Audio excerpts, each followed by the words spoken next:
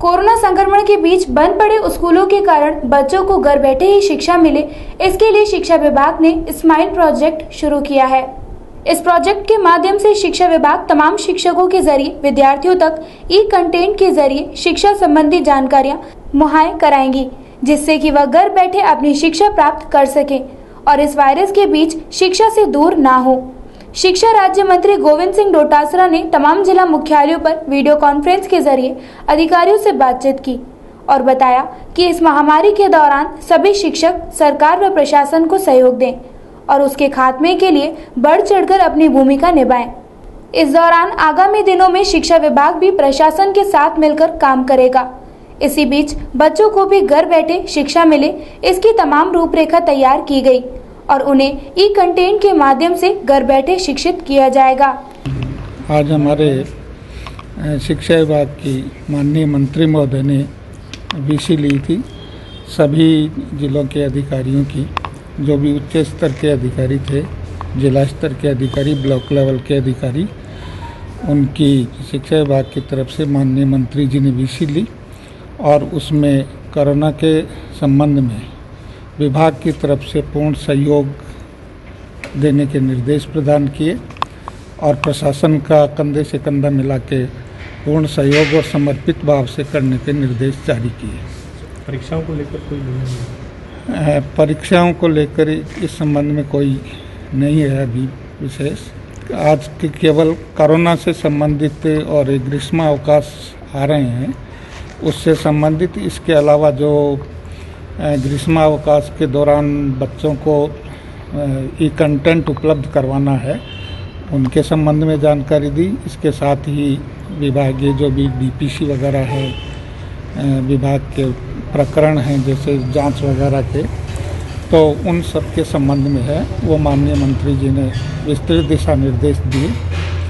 ड्यूटियां किस तरह से लगानी है इसके संबंध में भी उन्होंने विस्तृत निर्देश जारी किए और कल तक प्रशासन को जो 17 मई से ड्यूटी देंगे उनकी सूची है वो संबंधित एसडीएम साहब, कलेक्टर साहब को प्रस्तुत करने हेतु निर्देशित किया है।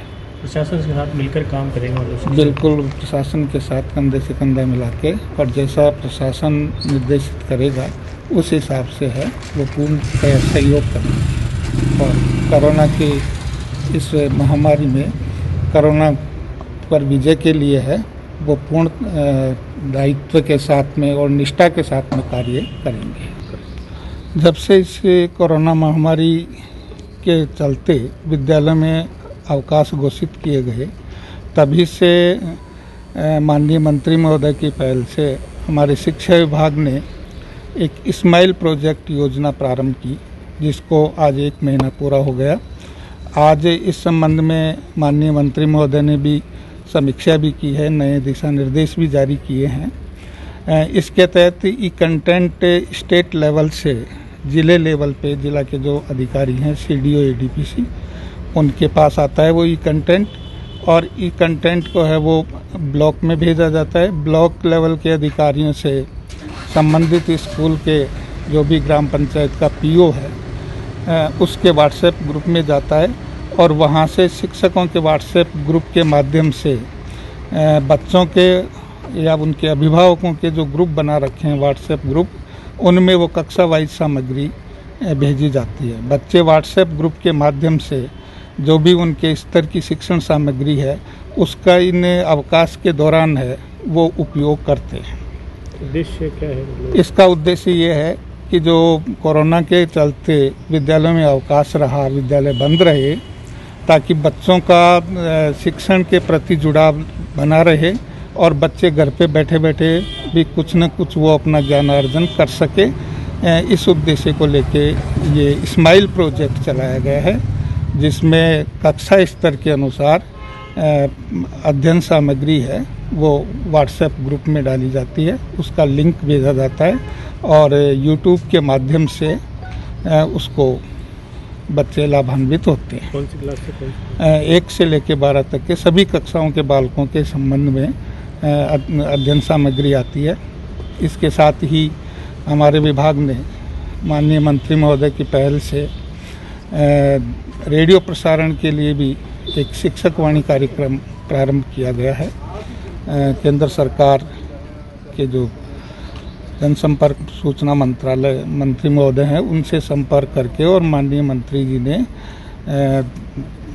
रेडियो प्रसारण है वो शुरू करवाया गया है और ये भी 55 मिनट का प्रतिदिन प्रसारण किया जाता है। उसमें भी बच्चे हैं, अगर व्हाट्सएप नहीं है, रेडियो है, तो आकाशवाणी के माध्यम से भी उसको सुन सकते हैं।